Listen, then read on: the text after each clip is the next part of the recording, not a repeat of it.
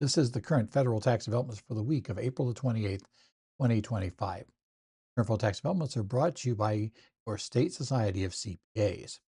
This week, we're going to take a look at a few developments that have taken place over the past week.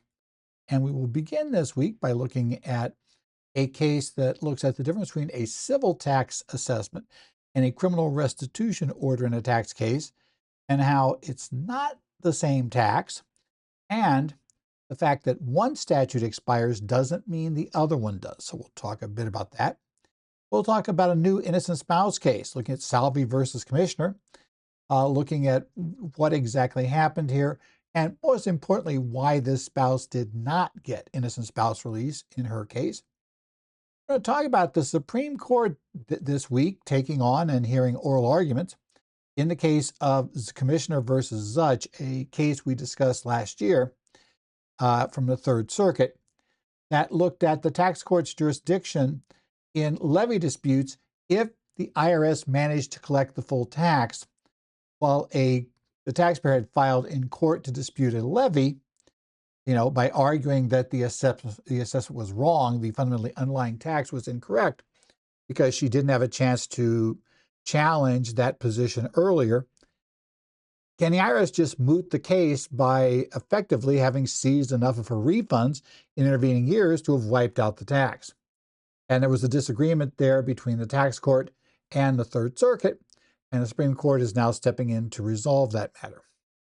And finally, we'll consider a Supreme Court case in a case involving the ERISA prohibited transaction claims and a lawsuit raised in that area, and what exactly a plaintiff has to be able to, what in essence they have to allege in order to bring such a claim. And we'll talk a little bit about how this Supreme Court decision probably makes it easier for complainants to raise the issue, although the court did point out there are some options that can make it less easy, or less of a problem if you have an abusive suit for the courts to deal with. But we'll talk a little bit about how that one worked. So let's start with our issue between a civil tax assessment and criminal restitution orders. This is the United States versus Charles S. Brown, case number C-24-5021. This is from the United States District Court for the Western District of Washington. And this decision came down on April the 22nd. Talk a little bit about what was going on here. Okay, here's the catch. Charles Brown filed fraudulent returns in 2004-2006, claiming improper withholdings. And we kind of know this because he pled guilty to criminal charges of false filing returns in 2014.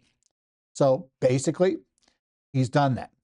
Now, at the time in January 2010, the IRS assessed civil income tax liabilities for the fraudulently claimed amounts.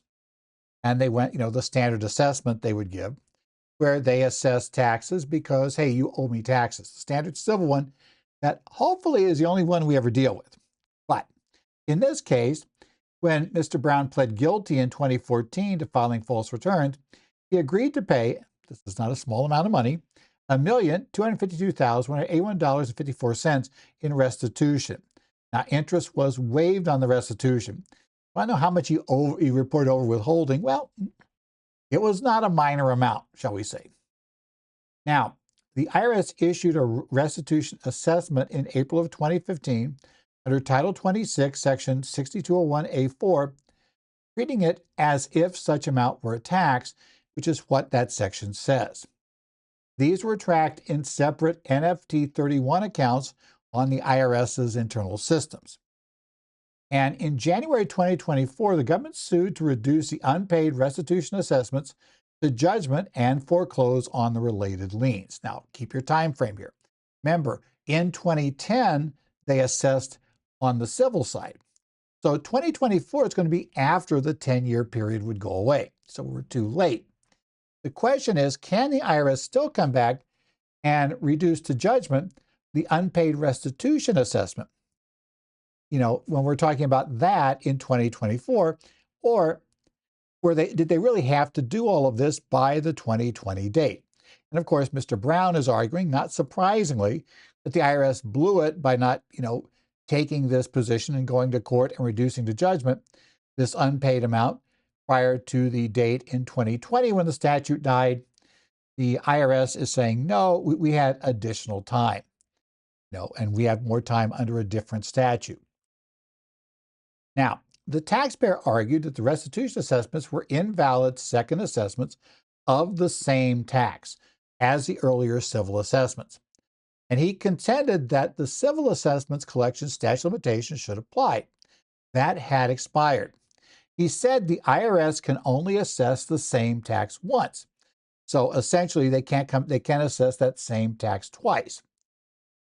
Now, the government provided Forms 4340 and the criminal restitution order as evidence of a proper assessment of the criminal, restitution order and the notice.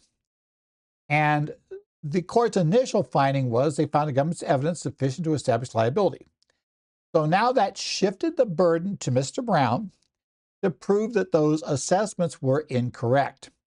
That essentially, they were assessing the same tax twice, and that was prohibited, so that second assessment doesn't count.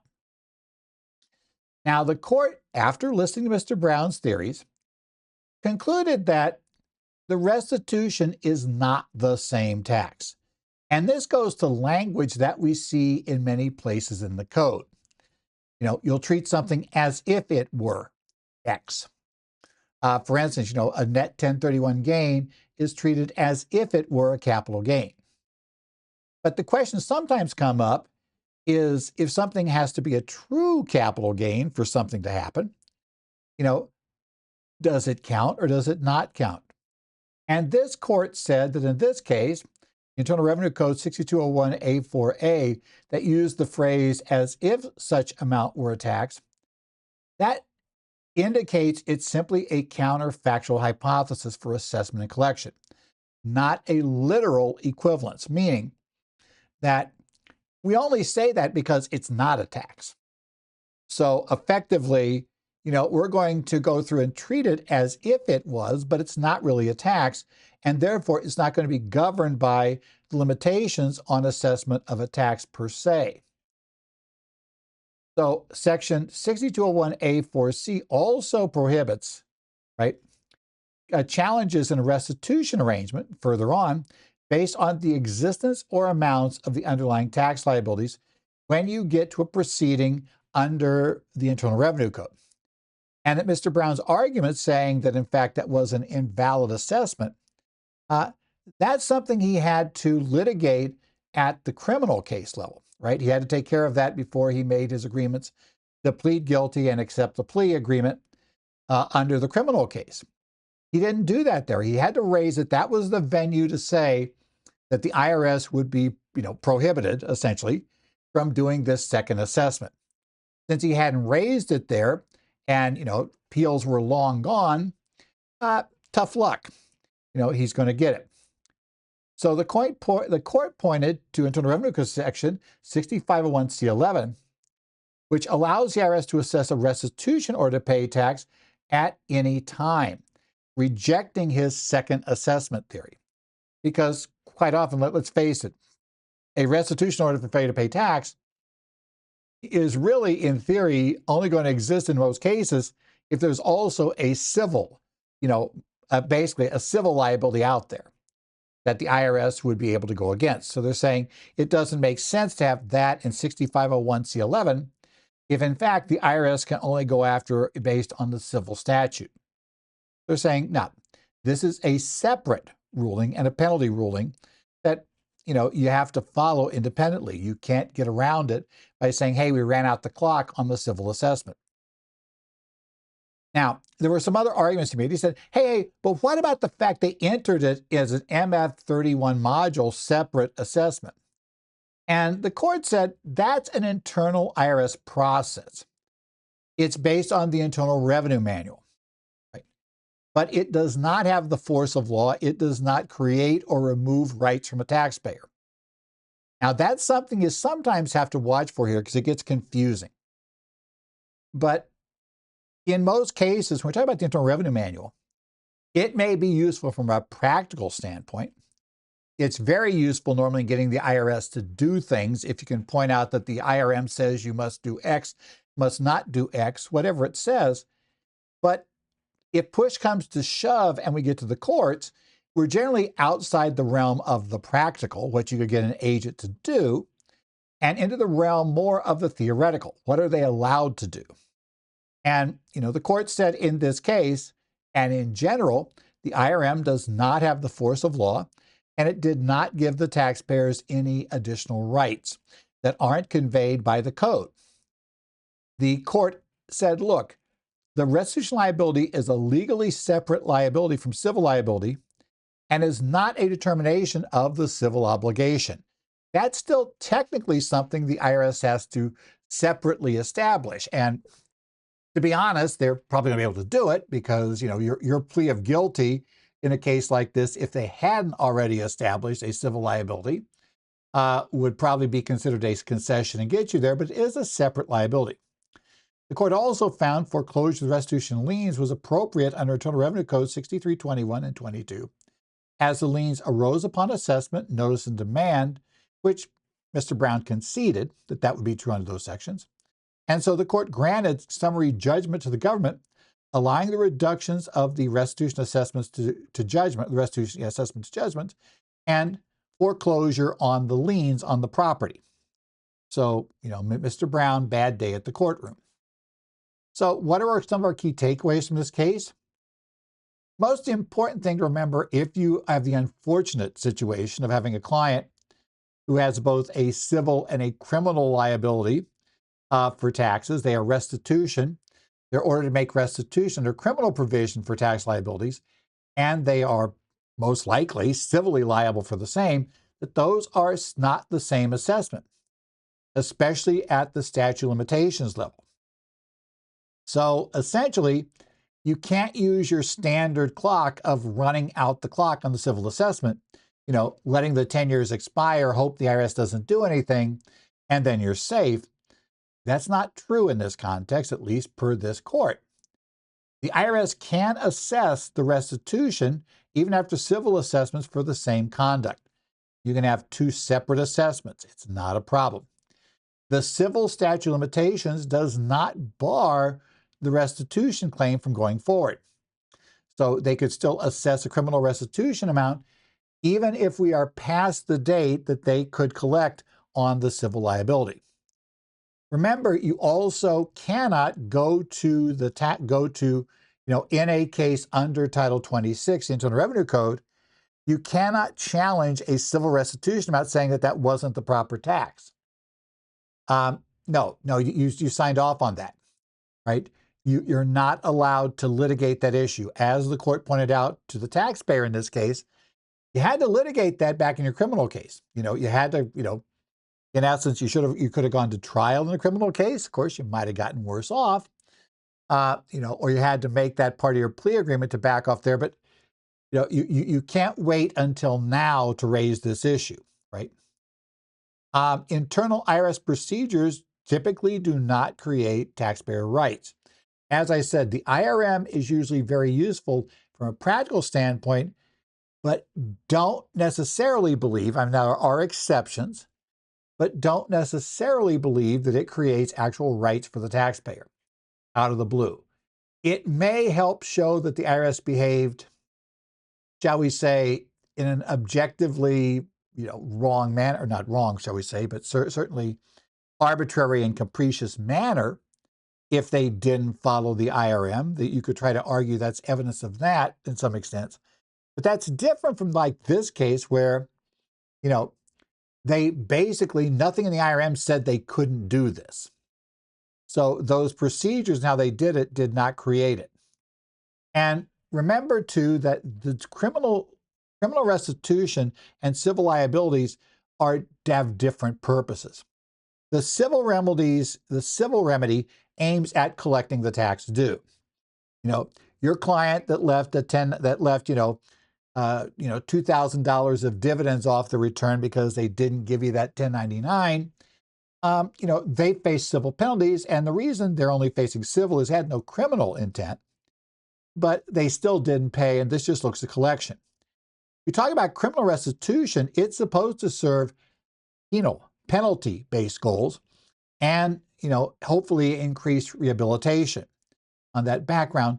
So because of that, they have totally different purposes, and it wouldn't make sense to combine them under the one statute for only tax collection. And that's how the court arrived at it.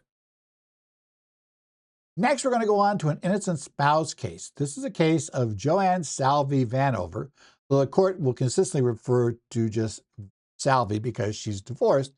So in any event, versus Commissioner, so you'll see this referred to quite often as Salvi versus Commissioner, Tax Court Memorandum Decision 2025-37. This case also came down from the tax court on April the 22nd, 2025. Let's talk about this background of Joanne's case. Now, the tax years at issue were 2017 for an underpayment and 2018 both a deficiency and an underpayment on joint returns filed with her former spouse. Now, she sought relief under 6015, specifically subsections B, C, and F. We'll talk about each one of those briefly as we go forward. Now, financially, they had separate accounts and they had joint accounts. Ms. Salvi, Joanne, primarily paid the bills. And that's key here, right? There was a prior unpaid joint return in 2017 led to an IRS installment agreement. And Ms. Salvi suspected Mr. Vanover had prior tax issues in 2017 at the time she's signing this joint return. Now, 2017 had a balance due, and a 2018 return initially omitted Mr. Vanover's income, later revised but still unpaid. Now, the IRS issued a notice of deficiency for unreported income of both spouses and a retirement distribution of Mr. Vanover. So now we, of course, get to the place where Joanne's now divorced the guy, and she's looking to get out from having to pay the tax assessment, wanting him to pay it. Now, her claim was she was unaware of his prior tax debts and inaccuracies. She didn't really know. She might have suspected, but she wasn't aware of those prior issues, that she had difficulty obtaining information from him. She claimed there was spousal abuse and that he had financial control over her. Okay. Now, the IRS, she made a request to the IRS, which you do for innocent spouse relief, and the IRS denied her relief request. So she now took this up with the U.S. Tax Court. Now, the tax court established they had jurisdiction looking at Section 6015E, and they applied a de novo standard of review. They're going to review the whole case file, the whole case, what's going on. Now, remember, the taxpayer bears the burden of proving that she's entitled to innocent spouse relief. The default is that she signed a joint return. She's liable for every dollar that may be due there. I mean, if they can collect from her and not him, they could, they can take the money all from her, and it's up to her then to try to figure out how to get money from him for, let's say, whatever portion he should have paid. Now, the tax court also confirmed that your joint returns were filed for both years because, she stipulated, the IRS and she stipulated there was joint returns filed. That was a dispute, so that met the basic requirements to get into this whole area. Let's first go to 6015B, which provides for full relief for the understatement. Now, the court denied this. Under 6015B, you're not going to qualify for relief there if you have reason to know of the understatement that was attributable to the other spouse. And she had reason to know because of his known financial issues, historically had all kinds of problems, and his prior unpaid tax liability. That created a heightened duty to inquire. In essence, you cannot be intentionally ignorant of the problem. She had reason to know of the purported tax under 72T, which is the 10% additional early distribution tax, because the distribution was reported on the return. So very clear, she had reason to know about both those issues. There were things she should have inquired of. And that's the test under 6015B. And they said, well, for everything, she had a reason to know because she should have inquired, because it's clear her now ex-husband, she was aware at the time that he had financial issues, that there was definitely evidence of some prior tax issues, And, she really should have taken a closer look at the situation. But we went on to 6015C, and that's proportionate relief. And that's partially granted. As she was separated from Mr. Vanover, she was relieved of liability for the portion of 2018 deficiency attributable to his unreported non-employee compensation and that related 72T tax. Because there was no evidence that she actually knew about those items. She might have signed a return that showed the distribution triggered the 72T tax, but that doesn't mean she knew that it wasn't, didn't qualify for an exception to that tax for some reason. Actual knowledge is not to be inferred merely from the fact she has reason to know. So in essence, this is an easier hurdle to clear, but she's getting out of less this way, right? She had she in essence didn't have a reason to know, or she may have had reason to know, but she did not have actual knowledge. And we can't just infer that without something else. So finally now, okay, she got some relief, but still most of this thing is still on her.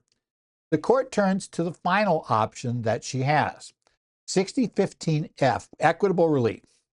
Now, equitable relief allows relief when the taxpayer is not otherwise eligible for relief, innocent spouse relief, but given the overall view of the situation, it would be inequitable to hold that taxpayer liable for some or all of the liability. Now, the IRS has some interesting rules here that they use for this. And basically what they look at this, when they look at, this issue here for F, is, they're kind of looking for the threshold requirements, right? There are 7 threshold requirements. She met all of them except for the attribution requirements for the underpayment 2017 and a portion underpayment 2018, which they said were responsible for her insufficient withholding. But even if the court said the underpayments were attributable to Mr. Vanover, the problem is that equitable relief be denied based on other factors. So even though she met most of the threshold requirements, the streamline determination was not met, right? Because there are 3 conditions, including economic hardship, if not granted, and she could not show she'd suffer economic hardship. Based on her current income, about $85,000 per year, that exceeded 250% of the federal poverty guidelines. Therefore, the streamline relief was not available to her. Now we had to go the full analysis. And they concluded from the non-exclusive factors that you're going to find in Revenue Procedure 2013-34, they evaluated them as this. First, the fact that she was divorced favored relief, right? She was there. That favored relief. Economic hardship, because that wasn't established, that was neutral. It was neither in favor or against offering, it's just not there. Now, lack of knowledge weighed against her relief, right? They found that she had reason to know the tax portion return would not be paid, given his prior financial issues, the unpaid 2015 liability. They did not find sufficient evidence of financial abuse or control by Mr. Vanover to negate this knowledge. And that's the problem. She said those were there, but then they've got to look at the record.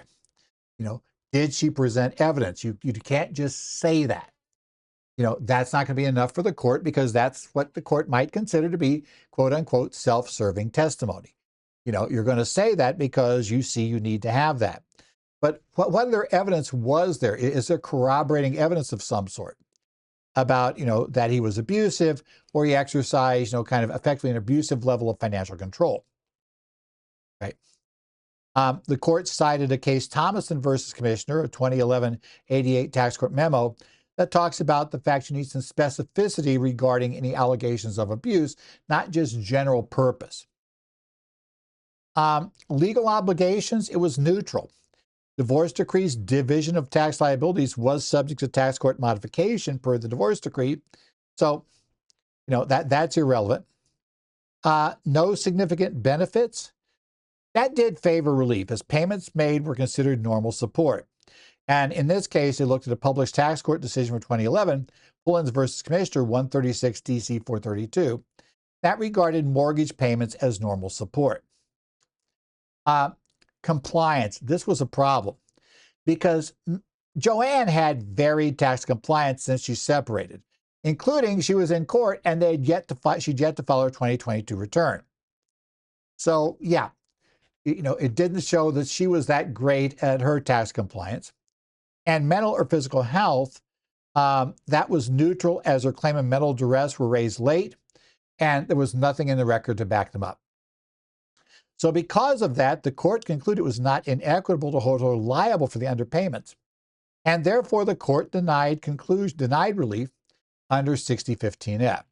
So aside from the limited relief she got under 6015C, she was going to be on the hook potentially for this, and obviously if she's more collectible than he is, then she may be in trouble for those joint returns. Now, some of the key takeaways from this: understand the difference between reason to know under 6015B and actual knowledge under 6015C. Remember, your client's got to show that he or she had no reason to know about the understatement to qualify under B and get the broad relief. Under C, you can get out of portions of the tax on there to the extent that you show you didn't have actual knowledge of the issue, right? You need to have very good documentation of the taxpayer's knowledge of the spouse's finances and the items causing liability. In essence, as in most cases, records count. You got to gather concrete evidence to support claims of economic hardship, abuse, or financial control. The problem here was, she went in and she said all of those things should apply to her, but she didn't have much detail and she didn't have much cooperation that would suggest any of those would work for her, right? Also, if you're trying to get an instant spouse claim through, please make sure your client complies with the tax law in following years. That's not going to get him sympathy in court, especially for equitable relief, right? Complying with the laws is important. The point of this is not to let this person who's used to ignoring the tax laws, who appears to be ignoring the tax laws, to get away with something in those years. And also, recognize binding nature of any stipulations made before the tax court. Keep that in mind. There are stringent standards for relief, right? Innocent spouse relief has stringent requirements, and you got to have the facts back up to make it go. So that's it. We're going to close out this week then with 2 Supreme Court cases. Right? We haven't been there in a while. So first, we're going to talk about the oral arguments that took place on the 22nd of April in the U.S. Supreme Court in the case of Commissioner versus Zuch.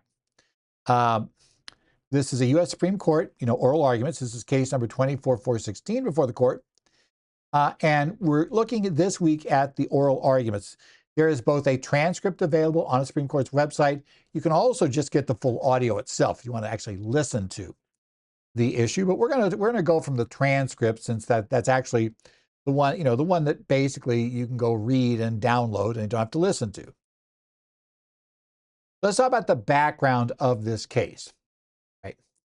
Jennifer Zuch and her then husband filed separately but untimely for 2010. Okay, they both were late. They filed separate return. Jennifer's return showed an overpayment. Now, the problem was they had made estimated tax payments in both names, and they hadn't really properly gone with, when they filed the returns, to allocate how they're going to go. And as is not surprising, tends to happen at the IRS, I'm going to assume her husband was the lead name on the voucher. And those taxes tend to get, whoever's the lead name on the returns traditionally, would be where the taxes get posted. And that's what happened here. So they're credited to her ex-husband's account. And he had a substantial liability in play, right? A lot there. Now, the IRS issued Jennifer a final notice of intent to levy for the unpaid 2010 tax liability, hers, right? Because, of course, they took away the estimates. So even though she said she was overpaid, had they credited her with the proper estimates, The IRS says, no, no, no. Those went to the ID number that was lead on the vouchers. And rather, we've got this other number here. Okay. Now, Jennifer argued, she did ask for a collection due process hearings. She said, wait, those estimated tax credits, those estimated tax payments, they should have been allocated to me, right? That's what was going on. Now, the IRS Appeals Office sustained the levy, stating it couldn't move the credits. So at this point, Jennifer files in the tax court, right? She petitioned the tax court for review under Section 6330. Now, Section 6330 allows a taxpayer facing a levy, right, who has gone through the collection due process hearings and has had that, that levy, they're basically their request for relief denied. They can go to court to stop the levy. They can go to the tax court to challenge the levy. So she petitioned the tax court for review in this case, but she also, in this case, had not had a prior chance to challenge the tax liability. So before the tax court, she was saying that, in fact, the levy's wrong because I shouldn't owe the tax. The IRS improperly credited all of those estimated tax payments to my former spouse. And that was inappropriate. And her former spouse was even agreeing at this point that they should have been, that amount should have been credited to Jennifer's return. And so Jennifer's return should have been overpaid. Right? But while the tax court proceedings were in place, enough time had passed, and the IRS was seizing any refunds that Jennifer got on later filed returns and was offsetting the liability, as was going on. In 2019, when they grabbed that refund, they grabbed the refund apparently for 2018 returns she filed, her tax liability went away. There was no liability. And because of that, the IRS said, well, this case is about the levy, right? There's no longer a tax due. So there's no longer a levy that will be filed. Therefore, the 6330 case is moot. And that's true despite the fact that Jennifer was arguing primarily about the fact that there never should have been a liability for Jennifer, that in fact, that there was, the estimate should have been offset, and, that essentially she should get that money back is what she's going to argue. Now, the tax court ruled in favor of the IRS. They relied on the case of Green-Thappetti, which is a tax court published decision from 2006, 126 TC number 1. And they said because the underlying liability has been paid, the IRS is no longer pursuing the collection action. The 6330 case to challenge the IRS denial of relief from the collection action is moot. It's irrelevant. And it said in a 6330 proceeding, there is no authority granted to them to determine an overpayment or order a refund. So they have nothing they could do for Jennifer. Jennifer was not happy with that answer. Don't know why. I think might not be happy. And she appealed the decision to the Third Circuit Court of Appeals, which was the circuit with jurisdiction in this case. And in this case, Zuch versus Commissioner in 2024, the Third Circuit said the claim was not moot. Right? The court said 6330C2's distinction between issues related to the levy and challenges to the underlying liability are both listed there, right? It talks about issues, right, divides between the two in A and B. Because she had not received a notice of deficiency and thus not had a prior opportunity to dispute her tax liability, she properly raised the challenge to the liability in the CDP proceeding under 6330C2B. Right? So they're saying under 6330, she raised that challenge. Now, the Third Circuit disagreed with the tax court's reliance on its published tax court case, Green-Thappetti, finding the reasoning of that case faulty, meaning we think it's a fouled-up decision. The appellate court reasoned the tax court jurisdiction to review the appeals office determination regarding underlying tax liabilities, once invoked, can't be killed by the IRS universally finding enough money to grab from her to pay off liability without having to go through the levy. They can't get out of the question of whether they properly had an amount they should have been trying to collect from her. It also addressed the position on set-offs, right? It said and determined the setting off against disputed liability violated common law principles and Article 3 mootness principles that rendered them invalid, so that they, in essence, they shouldn't have offset.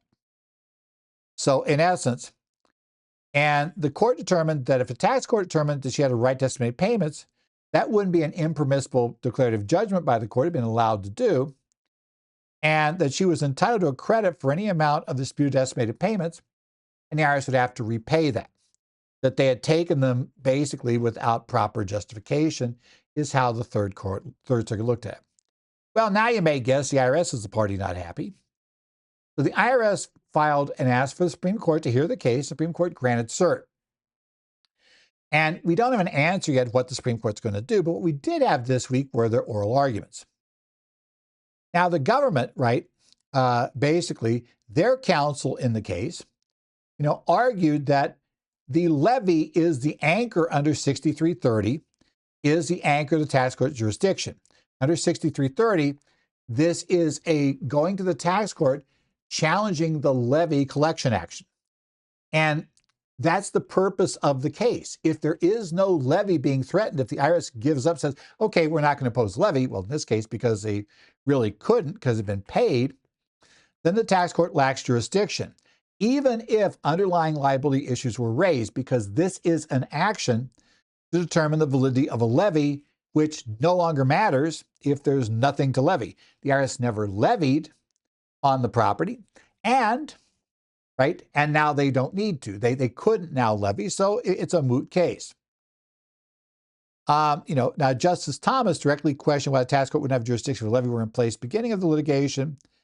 And she, and basically the IRS, the attorney for the government said, look, this whole thing's tied to the levy. If once the levy's not there, once it's gone, this whole thing makes no sense. The relief the court could offer was to basically take away the levy. But with the levy not being there, the levy now being gone, it's like, that's not really going to do any good if we go forward. So it's a moot case. We also discuss what is a determination. Under 6330D1, a determination grants the IRS the jurisdiction to review the appellate office's determination. Okay. Now, while the government's attorney contended that the determination is specifically about whether the levy may proceed, and while subsidiary issues like underlying liabilities are considered making that determination, they do not provide an independent basis, per the government's view, for the levy to go forward, right? Once the levy's moot, we're done. Now, her counsel argued that the appeals office determination basically accommodates, or I should say, encompasses all issues raised, including the underlying liability. And the tax court had the right to review the entire determination. And so, Justice Gorsuch specifically asked the government's attorney, whether determination itself, which could include a contest of underlying tax liability, could provide the statutory hook. Now, obviously, she's going to say no, but it's one of those questions coming up. That's the sort of thing that the justice will ask, potentially to get an explanation on the floor, and maybe to try to address the concerns, or maybe even if the justice believes that in fact, without a levy, this thing's dead. He might want to get it, stated out there in the open, why the government believes that and deal with that issue. So that it's tough. That's why it's tough to read these, right? The IRS also argued that, there were other remedies, right? In essence, the taxpayer could pursue other remedies, like she could file suit in district court. Remember, as the IRS took those refunds, she could have filed a claim for refund, and she could have litigated in district court. Now, yes and no. she's got this thing sitting in the tax court, so there's a real question of what right she really had to go to district court. But then the other problem is, obviously, you're already litigating here. Even if they'll let you in the district court to challenge the offset, you're going in two places. And as her counsel pointed out, if you don't do that, the statute may die. Remember, once the IRS takes it, you got basically 2 years to file the claim for refund, and then you have, essentially, if the IRS denies your claim, you got 2 years then to file in court. So basically, the statute could die on you easily during this time frame, and that they said it's just not really fair. Those other options aren't really valid. Now, several of the justices were concerned about the implication of allowing the IRS to effectively moot a tax court proceeding by unilaterally finding some other place to take money from the taxpayer. Right? Justice Kavanaugh questioned how often the situation arises. And of course, Jennifer's counsel argued that Congress intended 6330 to provide taxpayers with a forum to dispute collection actions and unpaid liability for deprivation. Allowing the IRS to circumvent this process would undermine the purpose, right? That would be kind of the key issues there as to why it's there. Now, the government emphasized the tax court's a court of limited statutory jurisdiction and lacks general remedial authority, right, to remedy things, right? Particularly the authority to order refunds. And nothing in a 6330 says they can order a refund, right? This is different from 6512B and deficiency proceedings, which specifically grants overpayment authority. There is no such authority found in 6330. And finally, Justice Gorsuch raised the question of whether Article 3 mootness principles apply to the tax court, an executive branch tribunal. While basically nobody really answered that question on either side, this may be a nuance in the court's analysis where the case remains a live case or controversy. Right?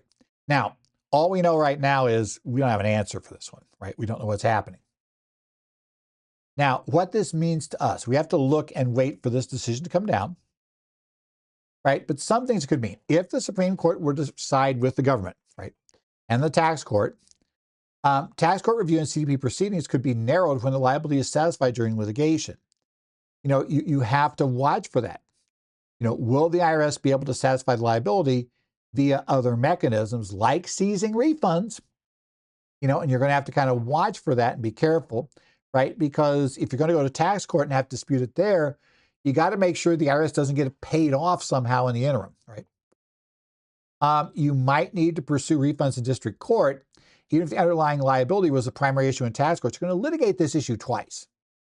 Is effectively going to be your problem, because you have to kind of protect yourself in district court in case the IRS moots the case in tax court. That'd be the key. Obviously, it's really helpful to, before a levy takes place, go ahead and try to resolve the underlying liability disputes during the hearing process. Again, can't say for sure if there are other things that could have been done here. May very well have been the answer is no. But obviously, it's really, really important. So, let's go to tax court introduces a risk that you might have to seriously consider, even if you're not doing great. You think, or appeals, you don't think it's going to be useful there, you might still have to try it. And you really should. Everybody should keep an eye on this decision, especially if you do collections work, right? Because it could basically impact the handling collection disputes and the role of the tax court, and just complicate matters quite a bit. Okay, well, we don't have a decision from Supreme Court in that case, but let's go to a case we did. This is a case of Cunningham et al. Versus Cornell University. The Supreme Court case number 23-1007. The Supreme Court issued its decision on April the 17th. And this is an ERISA case. Now, we deal with qualified retirement plans, which is what we're dealing with here. There is joint IRS and Department of Labor jurisdiction, and there are a lot of provisions that are virtually identical you find in ERISA, and you've related with qualified retirement plans, and that you find in the Internal Revenue Code. And the whole prohibited transaction area, which is what we're going to talk about here, is one of those dual applications where it shows up both places. Right? So this case revolves around what exactly do the plaintiffs have to allege and provide sufficient, their allegations themselves be sufficient on their own to essentially get them into court or prove it. To basically means if the other party, the plan sponsor, doesn't present any information, right? They don't rebut anything. Have you presented a case that would give you basically, present a case that would, where you would carry the day. And this goes into the questions of prohibited transactions. And we get here, going to go into something. I remember an attorney that retired a number of years ago. I remember once having him say that, discussing these kinds of issues and saying, you have to remember the law says prohibited transaction, not prohibited only if it's bad for the plan. And that's kind of where the Supreme Court comes down here. We'll talk about that, right? This was a class action lawsuit by employees of Cornell University regarding their defined contribution retirement plans during the years from 2010 to 2016.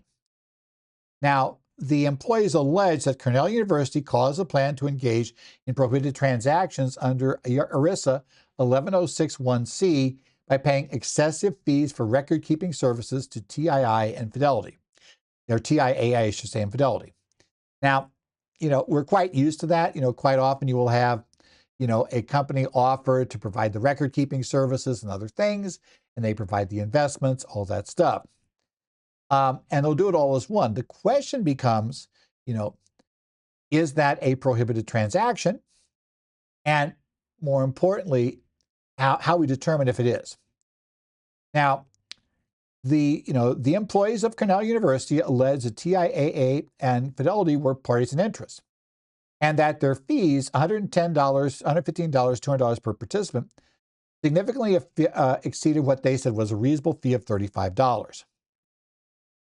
Now, we're going to find out that eventually the appellate court is going to decide that they didn't really provide proof of why that would have been excessive for this kind of structure.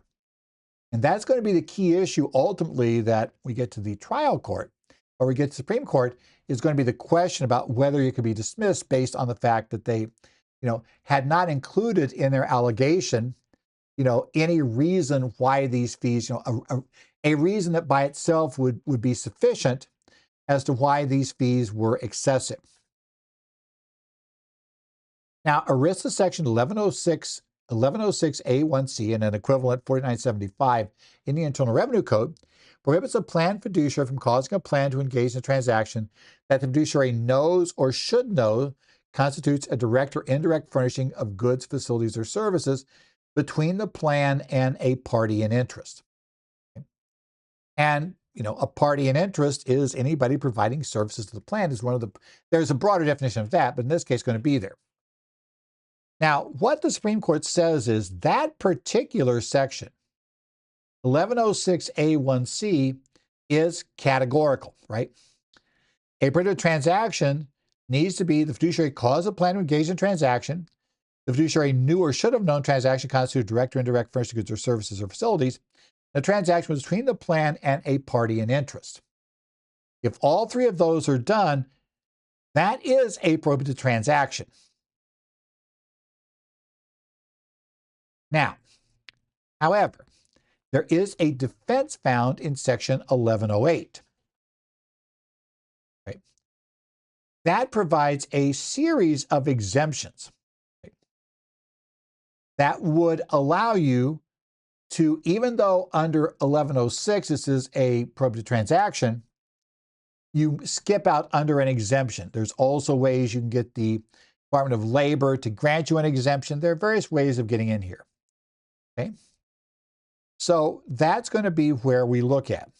Now, when this went to the district court here, the district court kind of went against what my attorney friend years ago said and said, well, you've got to show some evidence of self-dealing or disloyal conduct, or it's not a prohibited transaction. Now, I believe And by the way, I believe the Court of Appeals is probably correct that that's not the appropriate standard, right? It's prohibited. But the Court of Appeals said that because of the exemption in 1108 B2A, and there are a whole series of exemptions, there's a bunch of them, the plaintiffs needed to plead the transaction was unnecessary or involved unreasonable compensation. Because if it was a necessary transaction and the compensation was reasonable for the value received, then that exempts you from the 1106 category.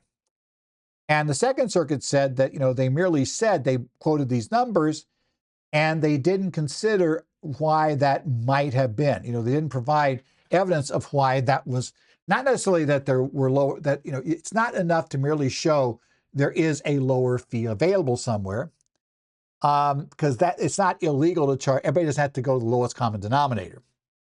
But you do have to, the catch is you've got to show that what they're paying extra beyond what they would have gotten, let's say, for that other fee, did not get them services in line with the amount being charged. And the Second Circuit says, well, you didn't allege that, so we're going to throw the case out. Obviously, the employees disagreed with that view. And the Supreme Court agreed with the employees. They reversed the Second Circuit's ruling. They said the exemptions in 1108 do not impose a pleading requirement for 1106A1 claims. It basically, the burden of proof is on Cornell to show they meet the exemption. It is not on the employees to prove they don't. So it's a burden of proof problem here. And because it's an affirmative defense have to be proven by the party who's advancing them. They said, so you cannot require the party filing the suit to refute every possible 1108 exemption. Like I said, this isn't the only one. They're saying, nope, can't do it. Now, we know that their argument is that they expect that, they believe the justification Cornell is going to use is the one that says it was a necessary fee. It was a necessary fee and the necessary service, and the compensation was reasonable.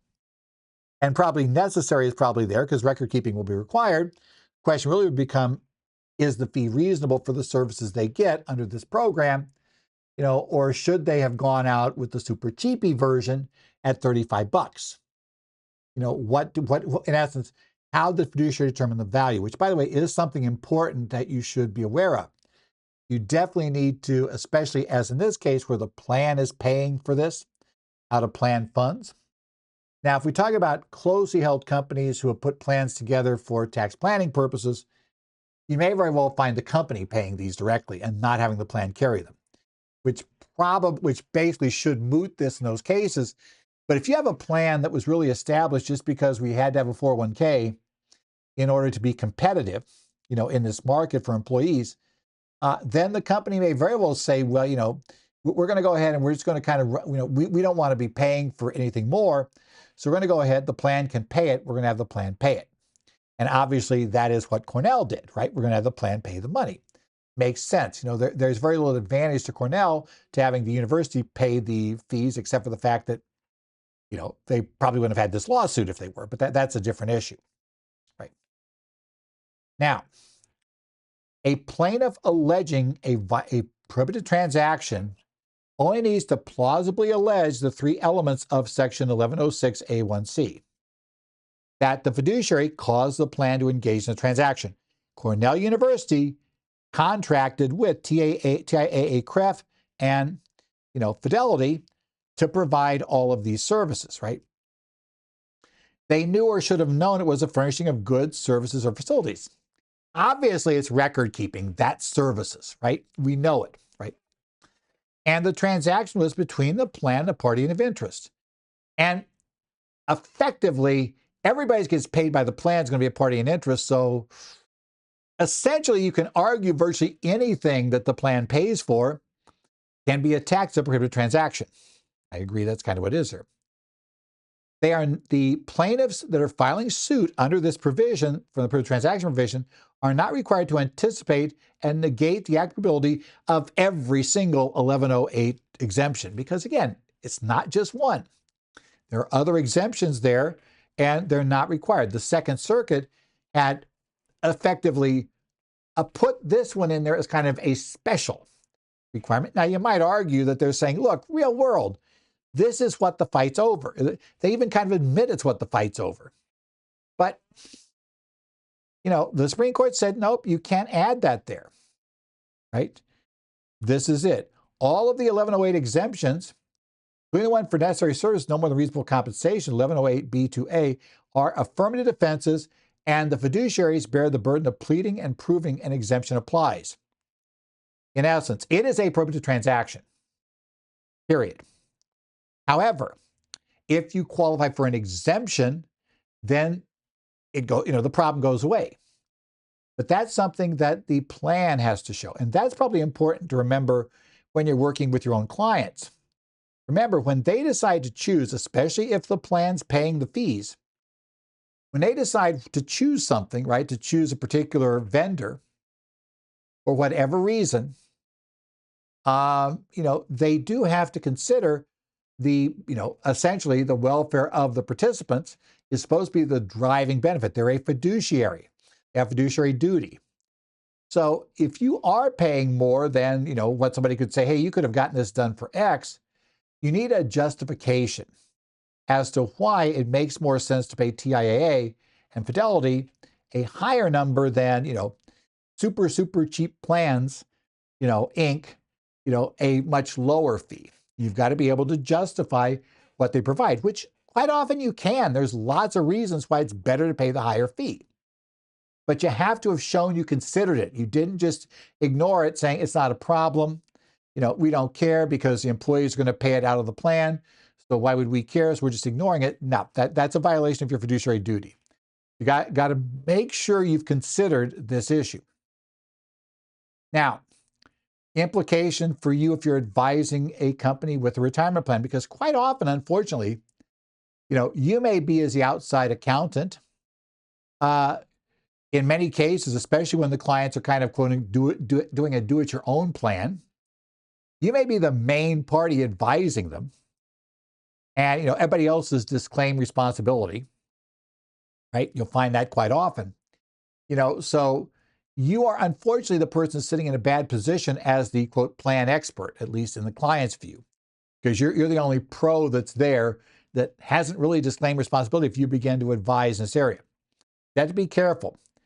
It reinforces the importance of understanding the prohibited transaction rules. Clients have to understand these rules are there. And I do agree with the attorney I mentioned to start this. Prohibited means prohibited. Prohibited does not mean prohibited, but it was good for the plan. It was a good investment. It was whatever.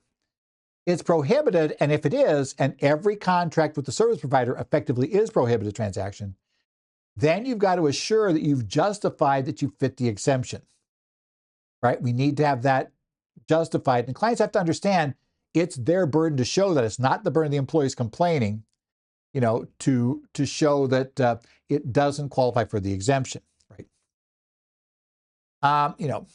While direct impact is on litigation, that's what the court's ruling it. You got to really be aware of the fiduciary responsibilities that come with establishing a retirement plan for employees. And the more this plan is primarily for the benefit of the employees, where it's really been done because we're trying to hire people because they know there's a checklist that employees look at when you're going to hire somebody, potential employee, of do they have a 401k plan? And so you want them to check that box, yes. You got to make sure you understand that you have to consider, you got to make every decision about service providers with a view toward, the benefit to the employees. That includes if they're paying for it inside the plan, you have to do a cost-benefit analysis. And you can be nailed either way, right? Because if you get an incompetent party in there that was cheap, and things go wrong that way because all the accounting screwed up, people got the wrong numbers, the wrong people were in the plan, everything was screwed up and some people didn't get in the plan at all who should have. That can also violate your fiduciary duty. So you got to be aware of that, right? So you need to be able to say, can we show that we meet the exemption? And the most important thing is to document and rationally consider why we chose this service provider. And preferably it's not just because, my brother-in-law works for them. That's probably not a good reason, right? So this decision clarifies the pleading hurdle for plaintiffs to do. But again, fiduciary duty to ensure compliance exists, period. You need to be able to show this, and it's easier for the employees to take you to court, in this case. So that's an issue. And by the way, that was one of the complaints, that even there's a concurring decision that suggests a real problem here is the way this law is written. It's going to encourage a lot of frivolous suits. Well, the majority opinion did cite several tools available to district court to address meritless claims. In essence, you could have, under Federal Rules of Procedure 7A, you could order a reply to an answer asserting an exemption. So there's an answer that comes back and says we're qualified for the exemption under this. You could require an answer, which now is going to require the other party to put forward legitimate objections as to why you don't qualify. You could dismiss for lack of a concrete injury under Article 3. What does that mean is, again, if they can't show that they're, in essence, they're saying ultimately their damages are going to be the fees, right? The excess fees. Well, if they have any evidence of excess fees, if they can't, show excess fees, when we get the injury phase, it doesn't matter. It's a prohibited transaction. Bad on you, plan. But it does you no good if somebody does bad, but there's no damages, then there's no case. Generally, there's got to be a remedy. The court can say, look, I have no remedy, right? Fine, good. It's a prohibited transaction. But, so how do I make you whole? You got to show me, because obviously record keeping has to take place. So how do I make you whole? And in order to show those damages, you would have to have at least some evidence in that regard. They can put limitations on discovery to stop fishing expeditions. If it's clear, there can be sanctions imposed, and there can be cost shifting for the frivolous suit under ERISA Section 1132 G1. So they said those are the options, but the plan's got to realize that still fundamentally it's easier to get the case into court, right? We don't necessarily have to prove. At the very least, as I said, since we're talking about if you're going to use the reply to an answer asserting the exemption, the party asserting the exemption will at least have to itself present what would otherwise be a prima facie case, right? A case that would stand on its own without some rebuttal. So you have to at least be able to come in and in your pleading, give the argument about why you're going to qualify for the exemption. That you're going to show A, B, C, and D. And having shown that, that would show your qualification for the exemption. And now it'll be up to the other party to say, no, we're going to show, X, Y, Z. And that would force them to essentially do that. But again, it does force the plan to first come up with this theory about why they're, in essence, that they qualify for the exemption. That'll be key. So the conclusion, this case does clarify pleading standards for any prohibited transaction claims that go to court. The plaintiffs only need to show those three elements to get in the door. They do not have to show that the fees were, that what was paid for was unnecessary, or that what was paid for, was an exorbitant fee. They might need to be able to come up with a reason why they're going to assert that in order to show damages or to be able to counteract what the plan is going to argue, but that's a different issue. The 1108 exemptions are all affirmative defenses. The plans must show them. So again, you got to talk with clients with a plan. Yes, we're going to have service providers, we're going to be paying them. So you got to consider, this rule about whether you can show that it was necessary. That's normally relatively easy. But then number two, although again, if you go too many bells and whistles, you have an issue whether it's necessary. Then number two, is the fee in line? And that really normally requires a fiduciary at least have checked elsewhere to see what others are charging for this. it's kind of hard to say, oh yeah, it's like going to a car dealer, right? And just buying the car off the lot without ever looking to see, what's actually going on. What are people really paying for this car, or what are comparable cars being sold for by other dealers, right? That's not the best way to get to get the right price for your car purchase. That's kind of how it goes. Same thing here. So again, fiduciary responsibility is important. And again, your problem is that if you're the tax person, you may not like it, but you may be considered the expert the client believes they're relying upon for these things. You're not an attorney. Fine. I know you're not an attorney, right? I'm not an attorney. But the problem is they're going to claim you should have told them about these things. You should have advised them to go get legal counsel. And no, I don't want to pay for an attorney until after the lawsuit gets filed. And then suddenly like, why didn't you have me go get an attorney early? It would have solved all this. I can't believe you didn't do that. I can't believe you basically, you didn't fulfill your requirements because you failed to tell me I need an attorney. Yeah, they'll do that. This has been the Current Federal Tax Developments for the week of April the 28th. Again, as always, I am available at Zollers at currentfederaltaxdevelopments.com. You go there if I can. I'll try to get around to answering if you put something there. I also do watch the posts on the Connect sites for Arizona, New Jersey, Minnesota, Illinois, and Washington, as well as Idaho, right? Idaho added it later, so I always forget that toward the end. But Idaho added it later, so I do look there for those things.